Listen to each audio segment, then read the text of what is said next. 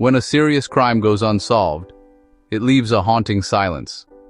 A person is hurt, a family is left in shock, and the person responsible simply disappears. This is the reality of a hit and run. The chaos of sirens fades, replaced by a quiet sense of injustice. Police search for witnesses and evidence, but sometimes there's just not enough. The trail goes cold, and the case becomes another file, waiting for a break that may never come. For victims and their families, the silence is the hardest part. Questions with no answers. Who did this? Why didn't they stop? Will they ever be found? The hope for justice turns into frustration, and time seems frozen at the moment of the incident. This is where the story of Evan Rowe begins. A hit and run, a victim, and a vanished driver. The police had few clues, and the case seemed destined to remain unresolved. But this time, something different happened. In the digital age, a new kind of community stepped in. Ordinary people behind screens, refusing to let the silence win. What happens when strangers online decide to solve a crime? Can they succeed where official investigations stall? This is a story about the power of collaboration in the digital age. On a rainy night in Seattle, Evan Rowe was struck by a car while riding his motorcycle. The driver didn't stop or call for help, just vanished into the night. Another driver found Evan and called for an ambulance. Police arrived quickly, but the rain had washed away most evidence. No clear tire tracks, scattered debris, and no witnesses who saw the crash. The only clue, a fragment of a car's headlight, pointing to a Jeep Grand Cherokee from the mid-1990s. But there were thousands of Jeeps like that in Seattle. The investigation stalled and the case grew cold. Evan faced a long recovery while the person responsible remained free. The police had done what they could, but without new information, their hands were tied. Justice for Evan seemed to be slipping away. The case was at a standstill, waiting for a breakthrough that felt unlikely. For Evan's family, it was a time of deep frustration and uncertainty. The silence of an unsolved crime weighed heavily on everyone involved. It was a classic example of a promising investigation hitting a dead end. But the story was far from over. With the police investigation stalled, a friend of Evan's turned to Reddit for help. They posted in Seattle, explaining the hit and run, Evan's injuries, and the lack of progress. The post included the few details police had, the suspected Jeep model, and a photo of tire marks from the scene. It was a plea for help, a message in a bottle tossed into the internet. To everyone's surprise, the post caught fire. The Reddit community rallied, offering support and, more importantly, asking questions. They analyzed the details, upvoted the post, and brought it to the top of the subreddit. A group of amateur detectives began to form, united by a single goal: find the driver. The investigation was no longer just a police matter, it became a public project. People with different skills joined in: car enthusiasts, tech-savvy users, and locals who knew the area. The tire mark photo became the first major clue. The case was now alive, driven by the collective energy of strangers. The Reddit post had transformed a cold case into a live investigation. The search for answers had a new momentum, and the first breakthrough was just around the corner. The tire mark photo became the focus of the online investigation. At first, the marks looked blurry and useless, but one Reddit user, an off-road enthusiast, recognized the tread pattern: BF Goodrich all-terrain TA tires. Suddenly, the search narrowed. Not just any Jeep, but one with these specific tires. These tires were rare on city streets, making the suspect vehicle much easier to identify. The community enhanced the photo, confirming the tire type. Users compared images, created side-by-side matches, and shared their findings.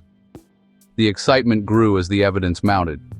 The conversation became more detailed, focusing on tire size and how it would look on a Jeep Grand Cherokee.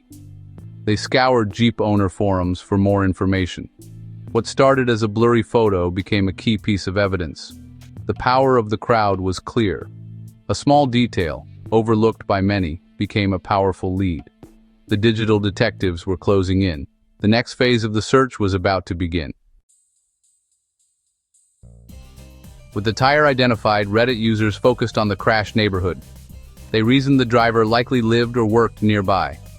Using Google Maps and Street View, they virtually canvassed the area. Locals shared tips. "I'll check that parking lot," or "I run through there every morning." They divided up the search, each claiming a few blocks to scan online. Most searches turned up nothing, but every dead end narrowed the field. It was a digital version of a police canvas, but faster and larger. The community combined technology with local insight, covering ground no single person could. They weren't just looking for any Jeep. They wanted one with those tires in that area. The net was closing, and a promising lead was about to surface. The digital search paid off. A Reddit user spotted a dark Jeep Grand Cherokee with BF Goodrich tires on Street View, just blocks from the crash. The image was a few months old, but it proved such a vehicle existed nearby. Another user found a more recent photo of the same Jeep at the same address. The pieces were coming together: a specific vehicle, a specific location, and photographic evidence. The Reddit community had built a compelling case from a handful of clues. Each person contributed: car experts, locals, data miners.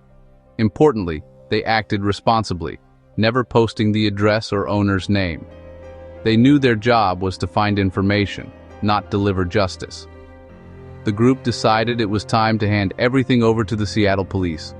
They compiled their findings into a clear package. The investigation was about to move from the digital world to the real one.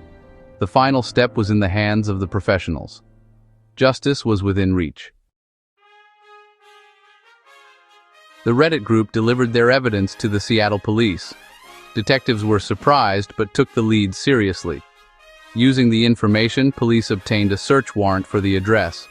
They found the Jeep, damaged and fitted with the exact tires identified online. The evidence was overwhelming.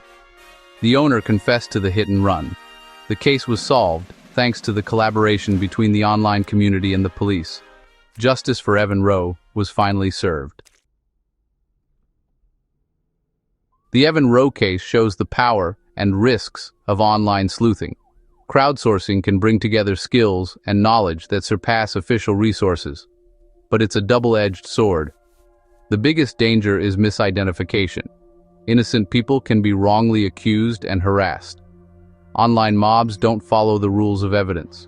There's also the risk of interfering with police work or tipping off suspects. In this case, the Reddit group acted responsibly, handing evidence to the police. But not every group is so careful. The line between helpful citizen and vigilante is thin. Crowdsourcing can supplement investigations, but it's not a replacement for professional police work. The potential for harm is as real as the potential for good. The Evan Rowe story is a lesson in digital age collaboration. Technology has changed how we engage with crime and justice. A local crime can become a global puzzle, solved by many minds. The key is partnership.